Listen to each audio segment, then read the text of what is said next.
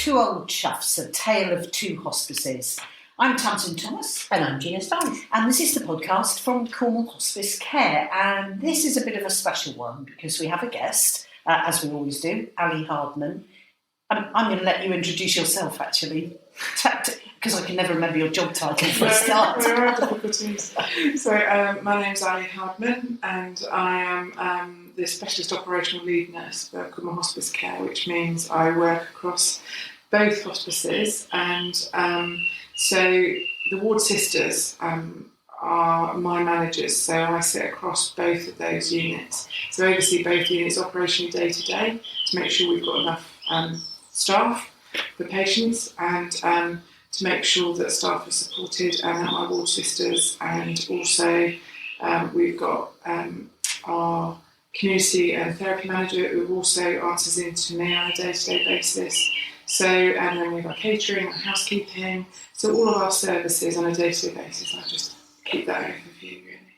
pretty integral to the working of the day-to-day unit, I think. I was just thinking you made that sound very simple. Yes. But it's not, is it? Well, once you're used to it, I think my day-to-day role, because I've been in the role now 3 years, and previous to that I was a manager elsewhere, I think you take it in your stride each day, knowing it's a different day every day. And I think because I've done a similar job for quite a while, I can usually answer the questions day to day. So, but there are challenges each day, of course. And I think it's just knowing how to support staff through those challenges each day. But most of the time, I think our day-to-day questions and answers are fairly routine, and as days go on, staff. The thing that would spook me, and that I often think about when I'm talking to either of you, is this overwhelming governance that you have to abide by, all the rules and the regulations. How do you cope with that? I treat it as my friend, because governance is a scary word, and if you talk to newly qualified nurses and doctors, clinical governance is a scary area and a scary word. But I just say to them, this is our process, this is our policy, this is what keeps us safe. It keeps us safe, it keeps our patients safe, and that's how you have to view it. And process and policy supports us, it helps us. So, and that's really, it's just about keeping us all safe. And I try and put that across to newly qualified staff. And I think they gain them more confidence in it. It's not around, certainly in hospice for us, governance is around learning. We learn from our mistakes and we make sure we do, because not every area has their instances, every area has their problems. And I think the key to governance is learning. So I know in some areas you might find there's a blame culture sometimes around governance, but we work hard to avoid that and treat it as learning. And as I say, that safe word recurs. I think that's the really important thing, isn't it? Is that actually that you learn from whatever's happened. Nobody sets out with any intent for something to not go quite according to plan. But actually, it's how you reflect on that and how you move forward and how you think about, well, actually, what do we need in place to make it, not like that the next time? And I think we've absolutely learned that over the last couple of years with COVID. Is that actually there hasn't been a day where I think there hasn't been any learning. So, for us, how we risk assess, how we manage, how we're governed by the CQC, it's all about that safety for patients. And you're so right, Ally, because actually that's what it does all boil down to. That everybody wants us to have a safe environment. And I guess for us who are standing removed from it, who are not in your world of expertise, we only read about the glum news when there's a CQC visit, or we hear the CQC being talked about always like they're a bit of an elephant in the corner of the room. So maybe we have a skewed view of governance. I think that sometimes with the CQC, when people get their outcomes from visits, it can be viewed like that. But we should be CQC visit ready every day. So, and we can use the CQC as an organisation to support our practice. So if we've got questions around governance, they're helpful and they're supportive, and it's about using them in a positive way, and I think that gives people a different spin on that organisation, really, on Care Quality Commission. But I think it's around when people don't get good outcomes from their visits that then CQC can be viewed in a very different way. But there's a reason why that happens, and we all participate in those visits and those assessments. So, and we all know, before the outcome comes, usually what's going to happen. And it's about, and then the CQC set about helping you improve. So I think we just have to view them very positively, really. I always have. Sorry, I was going to say, you talk about learning curves, and then you hinted at it. How big has the learning curve been during the pandemic? I think it's probably the first time where, we use risk registers and things every day, but I used a risk register every day because to decide what options and where is our what we need to do as hospices, because at the outset there was very little guidance for hospices. We had to interpret guidance that was just there. So you set about, and for me, putting it down on a risk register, I could look at the mitigations and how to support staff and how to keep our patients safe through COVID. So, and of course at the outset there was no PPE, there was no guidance, and we were very much left to trying to support ourselves. That did change quite quickly, but it changed frequently, and I think that was the difficulty, is the guidance has changed a lot as we've learned more about COVID, and as that information's come out, we've had to change our practice. The teams have been really responsive, and we've just continued changing messages to them, but made that information very available so that everybody is on board. And Gina and I have both been on call when the questions come through, just to reassure them, and much of the time it's been about reassurance because we've ensured that they've had the right information, right equipment at their fingertips, really. I think that's one of the differences, isn't it, between us as an organisation, a fairly small organisation, and one that everybody knows who everybody is, and the bigger trusts and hospitals where actually you perhaps don't know always who you're speaking to on the end of the phone. So I think it's been really important for us to have that relationship with staff so that they do ask the questions if they're unsure, which again is all part of that kind of governance question that you raised, Tamsin. That smallness enables us to make change quickly, which, having worked in the NHS for a lot of years, is not so easy in the NHS. Because it's such a large organisation, and even the trusts within the organisation are still very large. So, being a manager there, change takes time, takes a lot more time. Interesting that you should say that at that point, because it leads nicely into just having a chat about the fact that it's a very different feel in a hospice to a hospital. In lots of different ways. I don't know how you're going to answer this because there's so many ways, but just try and explain some of the differences, especially if you were someone who's going to come here perhaps to do some training or on a secondment. They're going to walk into something very different, aren't they?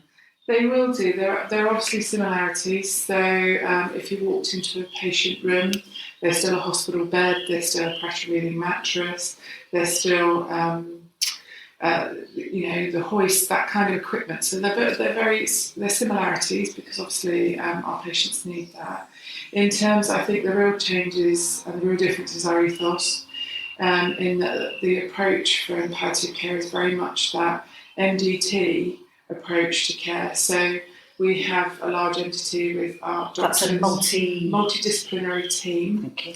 So that's our consultants, our doctors, our therapists, our nurses, our healthcare assistants, within hospitals, our catering team, our housekeeping team. Big part of our whole team approach. But that MDT approach is very much embedded within palliative care. So what most staff that come here find very different is that at 9 o'clock in the morning we all come together as an MDT in the ward office, and those patients that are in the unit are discussed. and their plan for the day is discussed, and the professionals in the room will decide who takes that lead for the day, who's most important, what's most important for that patient that day. And then, as the day goes on, that team will regroup at lunchtime to feed back to each other what's happened during the morning and what changes the patient needs and wants and the families. And then in the afternoon that happens again, there's a regroup and there's a handover to make sure everybody's in tune with the changes that are happening for that patient and their families. Because that's another really important part of our work, is that we don't just look after our patients. They're not singular patients. They come with their families, they come with their friends. And that, again, we've managed to keep visiting open during COVID. But that's an important part of our work, was managing to keep those visitors there. As far as the patient treatments are concerned, palliative is a Greek word. It means masking of symptoms. It means so we're not necessarily actively treating disease, but we are actively treating symptoms.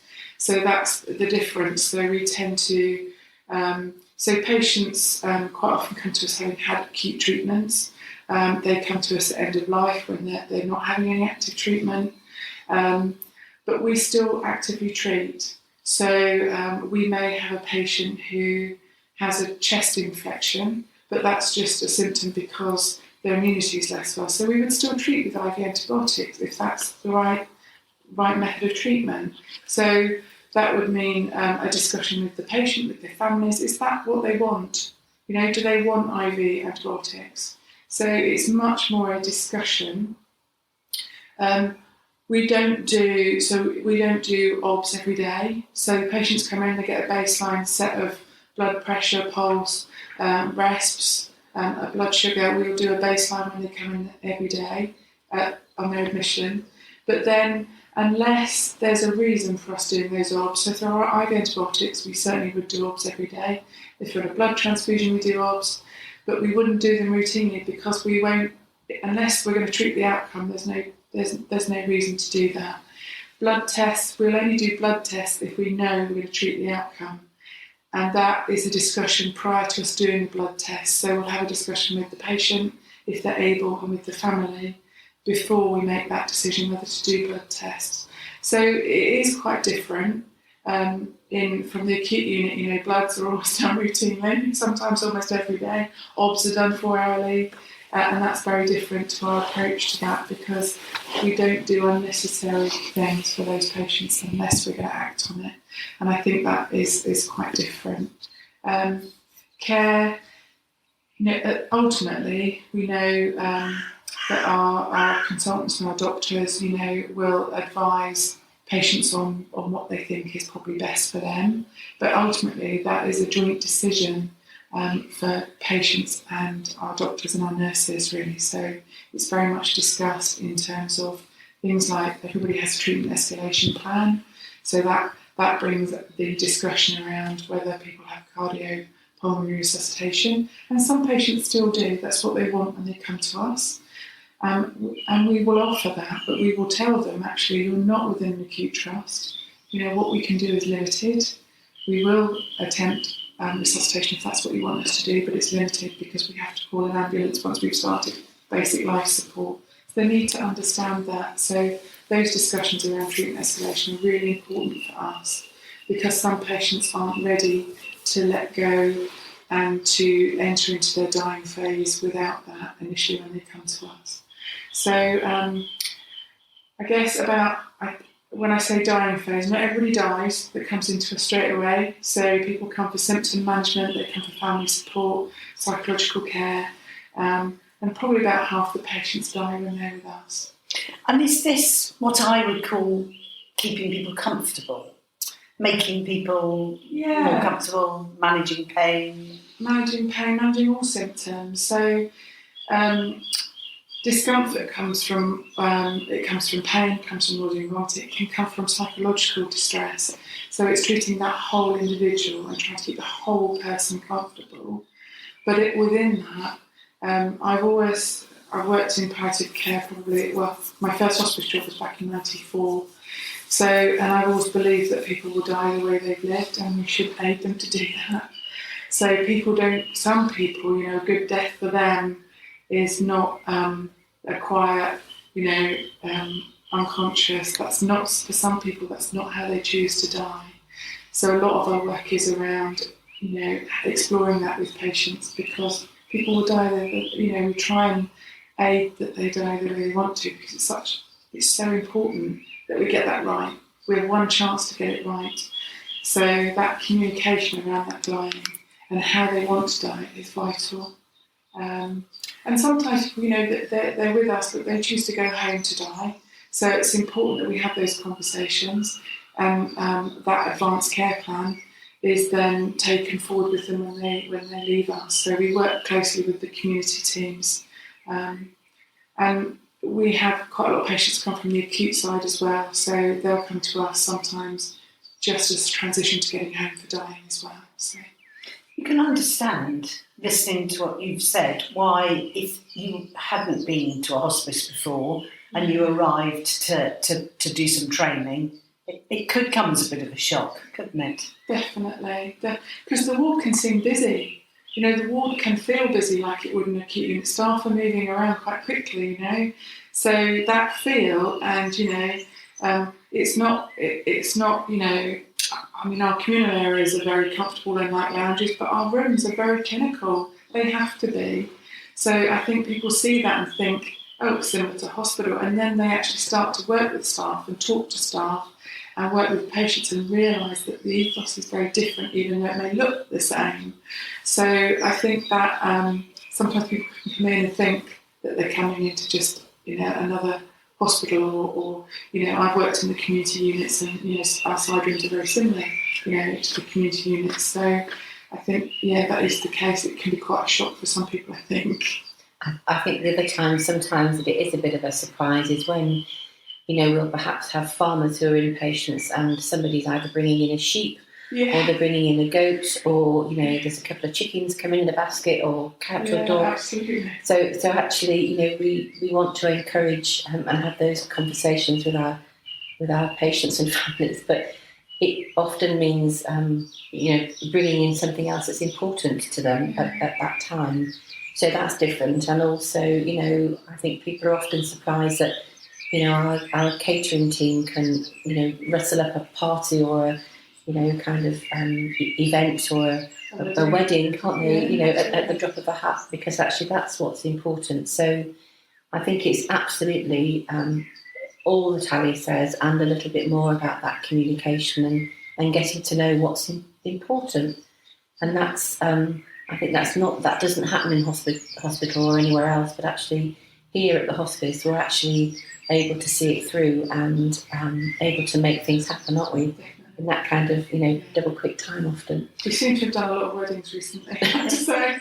And someone was saying about a patient that once said she wanted to be under the stars. Yeah, and you know, that's not something you do in the general hospital, is it? But here you can. Yeah. And I presume those conversations happen amongst all of you as well. There's time for you all to talk. We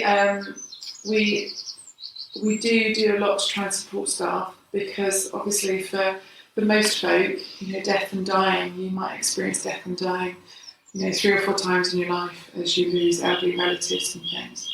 Whereas our staff are exposed to it every day, and as they are in the acute unit as well. So, but we try and support our staff. They have access to clinical supervision weekly. We do shorts rounds. We have because we're not NHS, so we don't have a traditional health department. We have a health insurance that enables staff to access counselling if they need it. And of course, you know, we're all very aware of the work that everybody does, because you're exposed to that death and dying daily. So there's a lot of team support and support for each other and support for colleagues. And I think colleagues get to know each other and know when somebody's struggling, and will, you know, do their best to support them. If not, you know, they'll highlight it to the sisters, to the senior staff nurses, to Gina and myself, so that we can ensure that those staff are supported. And that would apply, wouldn't it? Even if you had just arrived to spend 5 months with us or something. Yeah, absolutely, for all staff. So all staff have that access to our housekeepers, our caterers, all go to the Schwartz rounds. our kitchen team are actually some of the best attenders to our Schwartz rounds. And our maintenance team, all of them have access to all of that support. And any of the students that are placed with us, we encourage them to go to clinical supervision as well, and to talk to the staff that are on the ward around any issues they're having. And they'll escalate to myself, because I try and be around the units as much. I'm in the units 2 days a week. 2 days at Mount Edgecombe, 2 days down at St Julius, so I'll try and make sure I'm available as well. And certainly with the new doctors that are coming in, I do their rotas, so I've got a lot of contact with the doctors and the ward sisters, with student nurses, with nurse associates, with medical students. We have occupational therapy students, physio students. We have a lot of students come through. Recently had students from counselling and psychotherapy course that have come and had placement with us as well. So, and all of them are very welcome to join all the support that we offer. And I'm glad you say that. And I would add, for anyone listening to this who perhaps might be coming to a hospice team, it extends to those of us who aren't on the front line. Absolutely. I would never hesitate to go to one of my clinical colleagues if I felt troubled or down. We have to handle stories in the PR department sometimes and interview people and meet them. And you do come out of it needing sometimes to talk to someone. Absolutely. And if we can, anyone can. I've never known any of you say, sorry, you're not on the ward. Your arms are open to discussing it with any of us. I think it is that kind of whole team, whole people looking after each other ethos, which I think is it's fantastic. It's one of the things that I love about hospice. I think actually people go out of their way to make sure that you're okay, and they will notice if you're not. And I think it's fine for staff on the units to say, actually, today's not a good day for whatever reason, and people will understand that. And I think that's really it's really important to be able to work together and to recognise that amongst your team. So why would you be so committed to palliative care, Ally? What was it about it? Gosh, I did my nurse training because I wanted to be a Macmillan nurse. And that was, I had this 10-year plan that I was going to be a Macmillan nurse at the end of 10 years, and I did my training and had my first job within 2 years, in a hospice within 2 years of qualifying. And then moved on to be a community Macmillan nurse, a hospital Macmillan nurse. But my mum was a nurse. I don't know if the drive came from that, but I think back to sitting with my granddad when he was dying when I was 12 years old. And I think that perhaps, granddad wasn't always comfortable in his dying. And I used to sit with him a lot to allow my mum to take my granny shopping, things like that, because I just had a bit of a bond with my granddad, so I was happy to sit with him. And I think maybe it came from that, I don't know. But the drive always, when I did my nurse training, was my ultimate aim was always to be a MAC nurse at that time. Yeah, but you get to know all more about palliative care as you do your nurse training. And when I first qualified, I wrote to, because I come from Hampshire, I was in Cornwall, I trained in Cornwall. But I knew they were opening a new hospice in Portsmouth, which is where I come from. And I wrote to the trustees at that time, they were still fundraising, to say, I'm a nurse, I've just qualified. When you open, can you remember me, please? And they did. So I was working in Somerset at the time. They were recruiting for the hospice in Portsmouth. And fortunately, the house I was living in Cornwall, a friend was still there. So he picked up the letter and forwarded it to me. And so I was really lucky that the letter found me, because they did remember me writing to them a couple of years before. And so at that time there were 10 nurse jobs, because they were just opening up the new unit. And there were 200 applicants. And I thought, I've got no chance. But I just went and I thought, am I going to apply for a senior staff nurse or a staff nurse post? Because I was a staff nurse at the time. And I just thought, no, I'm going to go for it. and I applied for a senior staff nurse post, and I was very lucky. I got that job.